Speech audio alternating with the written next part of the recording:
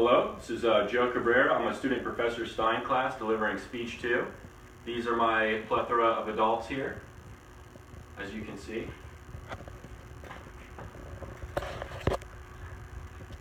And today I am delivering a tutorial on how to write a poem. So it goes. Folks, today we are going to learn how to construct a poem. A lot of people out there enjoy a nice melody or verse or even a full complete composition every now and then. But for the most part, refrain from delving into the mechanics of the language. In the minds of most other Fairweather fans, they are simply content with considering a great poem the product of some strange alchemy. They chalk it up to the creator having a way with words. Well, while there are plenty of practitioners out there who do have an innate aptitude for bending language in accordance to their emotional state, all a poem really is a verbal expression of thoughts, both irregular and common, that strike the mind of the reader as an unconventional departure from standard conversation. So with that being said, there are some basic steps that you can put into use, and anyone can compose a decent poem. Firstly, when tapping into your creative side, there are a few handy aspects that will help enhance your abilities. Write everything down. Everything, anytime. This can be done as simply as putting pen to paper. The written word is an extraordinarily old and democratic art form because it requires so little resources. Open up the floodgates to your mind and allow it to roam free. Check your criticism at the door and don't pick it up again until afterward when your stream of consciousness is thoroughly depleted. This will help you shed that pesky reality baggage that you've accumulated throughout the multiple encounters of your day and allow you to play with the imagination where anything goes. Secondly, don't be afraid to steal. Now, there are some limitations that stop short of common sense with this sentiment. I'm not condoning plagiarism, but when it comes to a certain concept or feel, then I highly endorse unabashedly consuming the art that inspires you and then integrating it into your own repertoire. To use another medium as a frame of reference, the famous painter Pablo Picasso once said, "Good artists borrow, great artists steal." Then a clever subversion of that quote was done by the elusive artist Banksy, who said, in quotation marks, "Good artists borrow, great artists steal." Then he attributed the quote to himself as if it were his own original remark. You see, the quote had become such common coin in the cultural lexicon that he knew certain individuals would recognize it and then ascertain what he had done, further cementing his reputation as a bit of a ruffian. So both artists are renowned for their startling originality, so you know not to interpret their phrases about pilfering intellectual property at face value. But when interviewed, Picasso did go on record as saying, "In the end, there is only Matisse," another artist who is famous for carving out his own individual style. And the impressively press-shy Banksy once said, "Whenever I feel like I've done something original, I find out that Blek le Rat did it first, only 30 years earlier.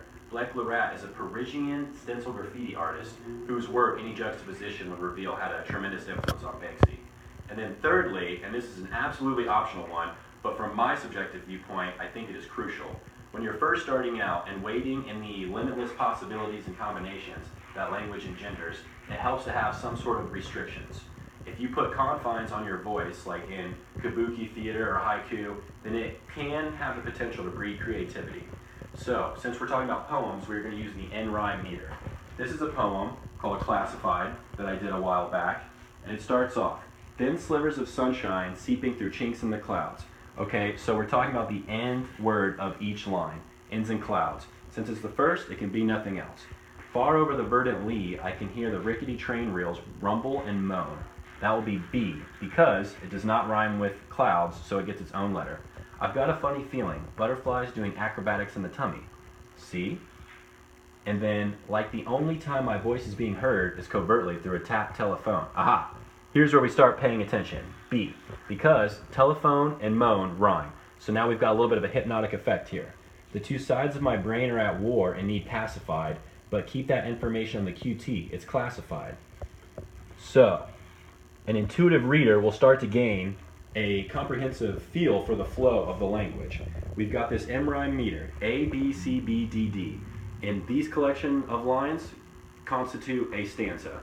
And the stanza can vary in any amount for the length of the poem, but it's going to repeat this pattern. And I think you'll also notice something about this poem. It's not how people talk.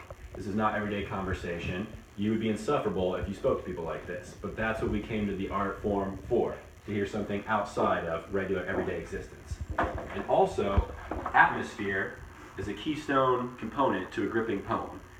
Now that I've begun using imagery and such, then I am free to wax rhapsodically about lions or tigers or bears or villainous broomstick riding witches, and all I have to do, my only obligation, is to keep it tight and compelling for the reader. And that is because we are not in conversational Kansas anymore, Toto. We're on the whimsical yellow brick poetic road. So stanza 2 goes as follows. Every trial and triumph is just another droplet pinging off a tin roof rusted. This will be A again. There's no discernible deluge, refuge from the deluge of dilemmas anywhere near. B. Conspiratorial whispers stirring like a trembling leaf on a wind-whipped branch. C. Birds staging a flock-wide exodus, making their home anywhere but here. B. Because here and near are clear rhymes. The two sides of my brain are crisscrossing into a honeycomb of holes like lattice, against an apocalyptic backdrop that's a great gray pallor of power and status. D and D. So, there you have it. That is a poem of mine, and from my personal opinion, the best kind of poetry is personal, yet universal. If you open yourself up to vulnerability, then it's likely that an empathetic reader will relate. Perhaps that's why they call it spellbinding, because what we're doing is the act of spelling and thereby binding the reader to the words that represent our inner life. It's very possible that the reader is sitting in a stuffy chair in an uncomfortable room. We want to transport them someplace else. Then once you start to get a feel, you can imbue it with syllabic symmetry or some alliteration or some extra rhymes in there. But until now, if you just stick with it, practice writing, voraciously consume all forms of art, and always be vigilant about what you want to put into your own voice, and don't be afraid to place restrictions and limitations on yourself. It could surprise you, and you may very well be a poetic powerhouse that lay dormant inside of you, and you could be the next Walt Whitman, but you didn't even know until now. So, hope this helped. That is all.